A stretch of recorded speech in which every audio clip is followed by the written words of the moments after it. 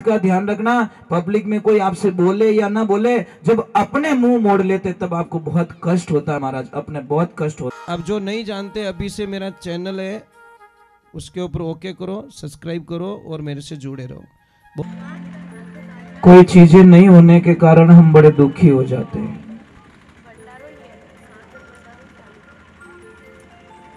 ये मेरे पास में नहीं है, ये मेरे पास में नहीं है, ये मेरे पास में नहीं है।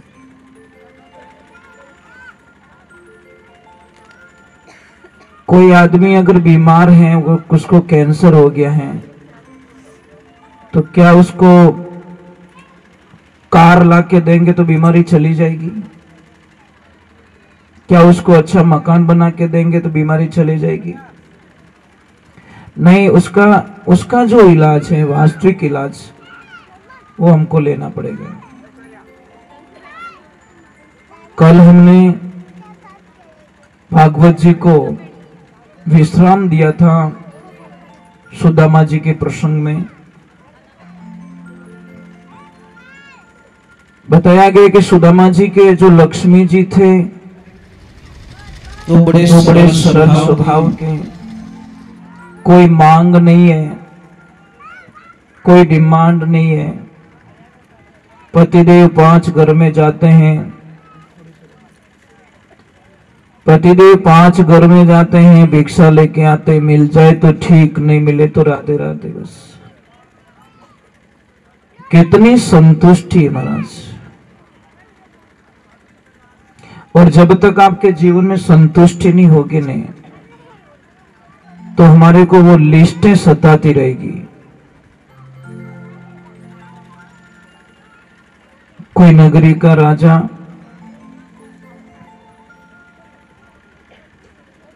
थोड़ी चिंता में पड़ गया कि मेरे पास में अगर 7 वर्ष तक बारिश ना आए, अनाज पैदा ना हो, कहीं से कर ना मिले, तो 7 वर्ष तक तो भंडार भरा है, कोई दिक्कत नहीं है। परंतु अगर 8वें साल में बारिश नहीं आई तो क्या करूंगा? फिर आ गया ये तो वाला लफड़ा गया नहीं है अभी। तो जब तक जिएंगे तब तक नहीं जाएगा, शायद ऐसा लग रहा है। तो घुस गया नहीं है। राजा को इतनी चिंता सताने लगी जिसकी कल्पना नहीं है। राजन घोड़े पे सवार होके जा रहे हैं, और जैसे ही राजा साहब जा रहे हैं तो एक मैया को देखा। उनको पता ये मैया मांग के खाती है, और जब तक उसको मिल जाती ठीक, नहीं मिलता तो भी राम राम। मां को देखा तो मां सो रही है। राजन ने अपने घोड़े को रुकवाया, रथ को रुकवाया, और मां को बोला कि मैया आज मांगने के लिए नहीं जा रहे हो? देखिए उस मैया का उत्तर देखिए कि राजन, मैं आधी रोटी खाती हूं, पीने के लिए 1 बोतल पानी पड़ा है, और खाने के लिए संध्या काल के लिए 1 रोटी पूरी पड़ी है, जिसमें मैं आधी ही खाऊंगी, आधी मैं किसी को दे दूंगी, आधी मैं खा लूंगी। और कल की राम जाने, कल की जाने भगवान, देगा तो खा लेंगे, नहीं तो राधे राधे है ही है।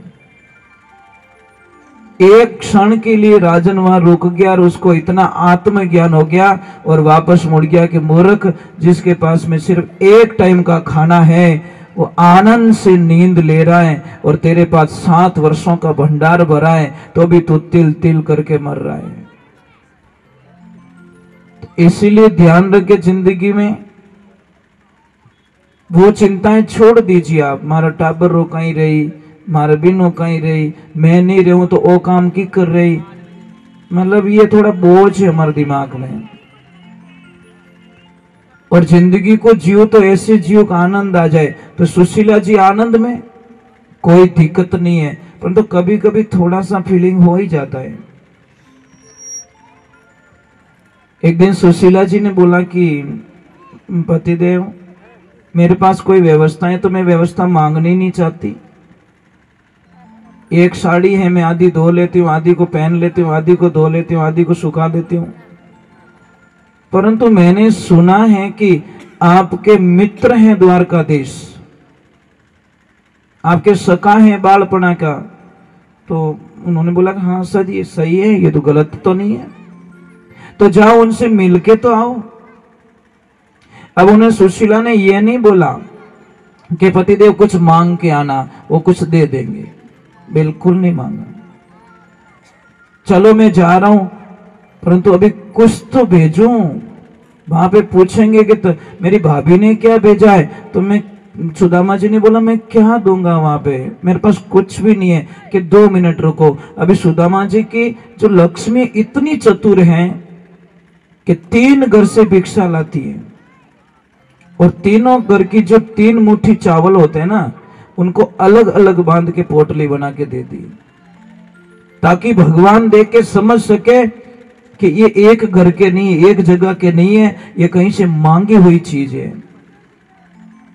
और आप सबको पता है चावल को संस्कृत शब्द में क्या कहते हैं? क्या कहते हैं? अक्षत। क्या कहते हैं? अक्षत। अक्षत का मीनिंग होता है जब भी आप चावल चढ़ाओ भगवान को या किसी को भी चढ़ाओ, पूजा में चावल लो, तो चावल का दाना खंडित नहीं होना चाहिए। खंडित दाने से हमारी पूजा मानिश पॉइंट में चली जाती। अक्षत मतलब क्षय नहीं होना चाहिए, नुकसान नहीं। अक्षय पात्र किसके पास था? द्रौपदी जी के पास में। गुरुजी ने दे रखा था कि बना के रख लेना और तू मत जीवना। चाहे 5 आदमी का भोजन बनाए 5 लाख आ जाएंगे तो भी उसमें से कम नहीं पड़ेगा। परंतु वक्त कैसा होता है, दुर्वासा जी मुनि जाते हैं और बोलते बेटा भोजन प्रसाद बना के रेडी करो, मैं बहुत सारे ऋषियों को लेके आई, मैं थोड़ा स्नान करके आ जाता हूँ। अब द्रौपदी जी के पैरों तले जमीन खिसक गई कि प्रभु आज खाने के लिए कुछ भी नहीं है, घर पे कुछ भी नहीं है। इधर देखा, अभी क्या करे। दुर्वासा मुनि जी का स्वभाव इतना तेज है कि वो डायरेक्टली श्राप देते हैं, आशीर्वाद नहीं। उनका काम मत करो, डायरेक्ट श्राप। अभी द्रौपदी जी ने बोला एक तो हम पहले से प्रॉब्लम में जंगल में पड़े और गुरुजी आए, पता नहीं क्या श्राप देंगे, हमारी तो स्थिति ऐसी बिगड़ी हुई है। तो उन्होंने मन ही मन किसको याद किया? कृष्णा को। हे कृष्णा, अब मैं क्या करूं? तो भगवान आए और बोला कैसे हो कृष्णा, कैसे हो? कि मैं तो ठीक हूं, पर तो मेरी प्रॉब्लम। तो भगवान बोले नहीं, पहले मेरी प्रॉब्लम सुन लो। क्या? कि मैं इतना भूखा हूं कि मुझे भोजन नहीं मिलेगा तब तक मेरी बुद्धि काम नहीं करेगी। अब द्रौपदी जी बोले कि रोवणो तो ऐस तो है ना, एक तो ऑलरेडी खाना नहीं है, मैं खाने के लिए आपको पूछ रही हूँ और आप पहले ही बोल रहे हो मुझे खाना चाहिए। अरे मेरी बात सुन लो। भगवान बोले नहीं, पहले मेरी सुनो, मुझे भूख लगी, मुझे कुछ दो। तो बोले कृष्ण कुछ भी नहीं है। नहीं कुछ तो होगा। इधर देखा तो वो हांडी पड़ी थी, हांडी में 1 चावल का दाना, और भगवान ने उस चावल के दाने को लिया और खा के ऐसे बोले हाँ, बस आनंद आ गया, मुझे तृप्त हो गया मैं। 1 चावल का दाना। अभी द्रौपदी जी बोल रहे मेरी तो सुन लो। नहीं, बस मैं जा रहा हूं, बस मेरा काम हो गया, मैं जा रहा हूं। यही तो भगवान का विधान है, यही तो मेरे प्रभु का विधान है। अभी वो चले जाते, द्रौपदी जी पीछे बोल भी नहीं पाती। बोले ओ है तो जो 1 दाने वही खाएगा, मतलब ये भी नहीं छोड़ा। अब चले गए। द्रौपदी जी को इतना थोड़ा क्रोध भी आया कि मैंने किस काम भगवान को बुलाए थे। वो है तो जो आप लोग काम करें गया। थोड़ी देर बाद में आते हैं गुरुदेव दुर्वासा जी मुनि, और आते ही द्रौपदी जी को बोलते बेटा आनंद कर दिया, सबको तृप्त कर दिया, क्या प्रसाद बनाया तूने, क्या आनंद दिया। राधे राधे। द्रौपदी जी ने बोला मैंने? अरे बेटा आपने तो, मैं यहाँ हाथ में दीजिए। बोला कि आपने तो हमको जिमाया, आपने तो जिमाया। तब पता चल गया कि मेरा काम तो मेरे कृष्ण करके चले गए। विश्वास होना चाहिए, श्रद्धा होनी चाहिए।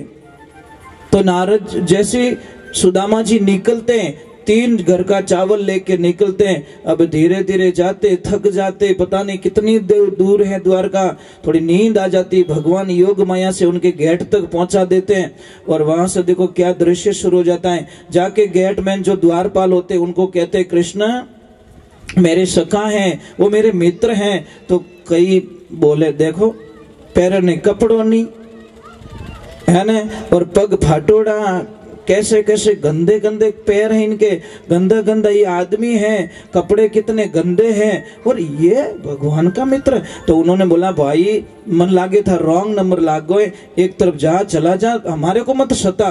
नहीं तुम माने नहीं रहे, वो मेरा मित्र है, अरे बालपना का मित्र है। तो अब देखो भोला आदमी रो काम भोला आदमी कर सके, एक भोला आदमी, उसके दिमाग में कुछ बात बैठी और वो कुछ काम से जा रहा था। जैसे ही राज दरबार में गया अकेला बड़बड़ाता जा रहा है कि पता नहीं कौन कौन सुदामा पता नहीं कहां से आया और अपने आप को कृष्ण का मित्र बता रहा है। ये आवाज पड़ गई मेरे प्रभु के कानों में और उसको बोले ए भोले इधर आ, कि क्या हुआ, अभी तो किसका नाम ले रहा था? अरे प्रभु मैं किसी का नहीं। अरे नहीं तू कुछ बोल रहा था। अरे प्रभु बाहर कोई आया है, सर पे पगड़ी नहीं है, तन पे कोई कपड़ा नहीं है, पैरों में जूते नहीं है, और ऐसी स्थिति है कि आप देख ना पाओ, और नाम बता रहा है श्रीदामा, सुदामा जी नाम बता रहे।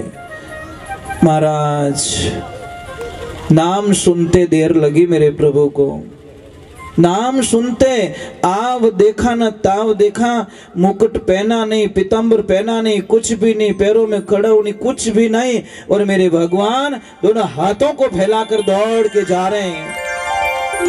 और ऐसे दौड़ के गए, ऐसे दौड़ के गए, ऐसे दौड़ के गए, जाके उनको गले मिला दिया।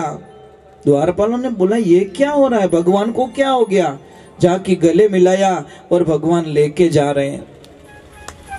अब देखिए मेरे प्रभु की लीला देखिए। कौन कहते भगवान हमसे प्रेम नहीं करते हैं? ये कहने वाले झूठे होते हैं जिनको इनका रस नहीं मिला, जिनको आनंद नहीं मिला। अब भगवान जाते हैं और अपनी राजगद्दी पे, अपने सिंहासन पे सुदामा जी को विराजमान करते हैं। और आप सबने सुना कि अपने आंसुओं से सुदामा जी के पैर धोते हैं, और भगवान पैर धोते और उनका चरणामत लेते हैं। और फिर सुदामा जी बोल रहे कि भगवान यहाँ तो सारी सोने की चीजें बनी हुई है, और मैंने अगर ये पोटली दे दी ना तो हमारी तो बहुत बेकार हल्की लग जाएगी, पोटली नहीं बतानी बस। अब सुदामा जी क्या करे, ऐसे दबा दी, और दबावे जने आदमी थारो खान तो ऊंचो रहे, ऐसे करे तो पड़ जाए ऐसे। अब भगवान बोल रहे सुदामा तेरा शरीर टेढ़ा क्यों है? नहीं नहीं, वो बोले थोड़ी कुछ प्रॉब्लम है। नहीं प्रॉब्लम है कुछ तो है। बोले नहीं नहीं कुछ भी नहीं, मेरी आदत पड़ गई है। भगवान ने बोला ये आदत पड़ी, निकाल दी पोटली। और इतना झूठ बोलते, मेरी भाभी सा ने कुछ तो भेजा मेरे लिए और आप ऐसे कर रहे हो। भगवान की कृपा होती है, एक लेते निवाला, दो लेते तीसरी में रुक्मण जी हाथ पकड़ लेते कि प्रभु क्या कर रहे हो, दो लोग का राज तो गया, अपनी तो थोड़ी बहुत जगह रखो। तो महाराज भगवान ने 4-5 दिन रखे सुदामा जी को, ज्यादा नहीं। और रखने के बाद में उनको जो कपड़े पहनाए थे विदा किया। तो अब उन्होंने क्या सोचा कि मुझे कुछ न कुछ देंगे। भगवान तो कुछ नहीं दे रहे, बिल्कुल नहीं, पूछ भी नहीं रहे। कहीं कमी रहे तो कहो, कोई चीज की आवश्यकता रहे तो कहो, किन्ने भेजू कहीं करो, कुछ भी नहीं। सुदामा जी जा रहे, वहां तक पहुंचे और बोला एक मिनट सुदामा जी। तो सुदामा जी को क्या लगा, अब याद आया, अब मुझे कुछ देने कि क्या कि ये जो कपड़े पहने ना ये मेरे हैं, कपड़े तो निकाल दीजिए। बोले ओए नहीं छोड़ियो, एक तो पहना ही आया तब, अब एक कपड़े ही पासा ले लिया। मतलब इन कनो आस करना ही बहुत बड़ो गुनाह है। भगवान की कृपा होती है। फिर आगे जाते और बोलते सबको राम राम कहना, सबको जय श्री कृष्णा कहना और सबको याद करना। अब मन में के याद करी उड़ी है, मारो टाइम ही बिगाड़ियो। मैं बड़ी आस लेके आया कि मुझे कुछ मिलेगा। अब महाराज जैसे सुदामा जी अपनी नगरी में पहुंचते तो वहां का दृश्य थोड़ा बदल जाता है। सुदामा जी बोल रहे कि शायद मैं कोई गलत गांव में आ गया, क्या हुआ, गलत गांव में आ गया क्या? इधर देखा तो बोला चबूतरा तो वही है, रोड भी वही है, सब कुछ वही है, पर ये सारे घर वो नहीं है। मेरी झोपड़ी कहाँ गई? और जैसे ही जाते अपनी झोपड़ी की तरफ तो वहां पे पहरेदार खड़ा रहता। बोले ओए कहाँ जा रहा भाई, बोले यहाँ पे एक झोंपड़ी थी कि झोंपड़ी तो हमको पता नहीं है, पर ये श्रीमान श्री सुदामा जी का महल है। सुदामा जी ये कौन है? तब से ऊपर से आवाज आ जाती है, महारानी जी की पधार जाइए। ये सब हरी कृपा हो गई। आपने आंख बंद करके खोली तब तक तो पूरी नगरी को ही पलट दी। इसीलिए एक बात का ध्यान रखें, भगवान के ऊपर विश्वास करें तो पूर्ण रूप से कीजिए, आधा विश्वास मत कीजिए।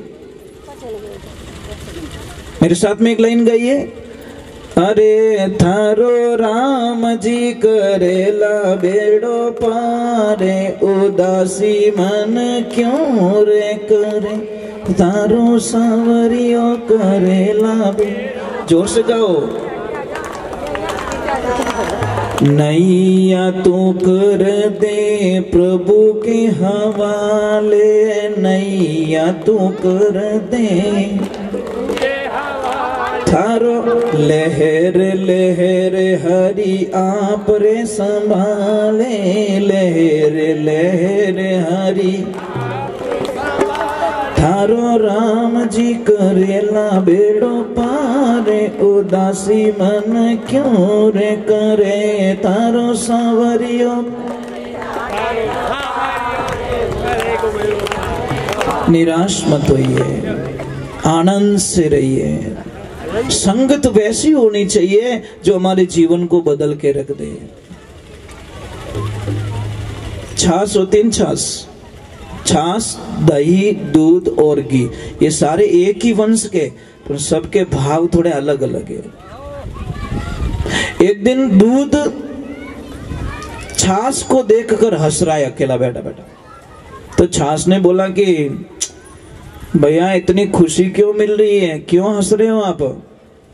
कि भाई थारो कलर ही धोलो, मारो कलर ही धोलो, मैं जाऊं 60-70 रुपया लीटर में, तू जावे 10 रुपया लीटर में, बस यही फर्क लग रहा है, इसलिए मैं थोड़ा। छाछ ने बोला बंदे एक काम करेगा कि बोलो बोलो कि तू सिर्फ एक रात की मेरी संगत कर ले बस। कितनी? मैं तुझे 60 से डबल लेके जाऊंगी, 120 में बिचवा दूंगी। एक रात की संगत कर ले, या तो तू मेरे में आ जा या मुझे तू इन्वॉल्व कर दे। दूध ने बोला करने में क्या जा रहे हैं, एक दिन की तो बात है। अब बोला, इतना भी बोला कि चिंता मत करो, तुम 500 लीटर आ जाओ और मैं 1 लीटर काफी हूं। कितना? तुम 500 लीटर आओ, मैं 1 लीटर काफी हूं। आप आओ मेरे पास में। और छाछ को लिया, 500 लीटर दूध में डाला, सुबह दही बन गया और चला गया 150-200 में। एक रात की संगत, बोलो एक रात की संगत। कौन कहता है, कौन कहता है आप जगह बदलिए, आपके विचार बदलिए, आपके भाव बदलिए, होगा कुछ न कुछ तो होगा, चेंज होना पड़ता है। और एक बात में ध्यान रखना, कोई इंसान है ना कभी परेशान नहीं होता, परंतु एक चीज से परेशान होता है। लोहार और सोनार की दुकान पास पास में, एक दिन सोने का टुकड़ा लोहार की दुकान पे जाके गिर जाता है।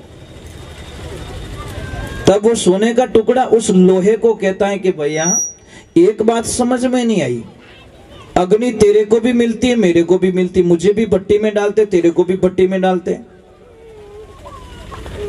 हथौड़ा तेरे पे पड़ता है और मेरे पे भी पड़ता है। राधे राधे। नाम बोल दीजिए, राम भरोसे नाम बोल दीजिए बाबा।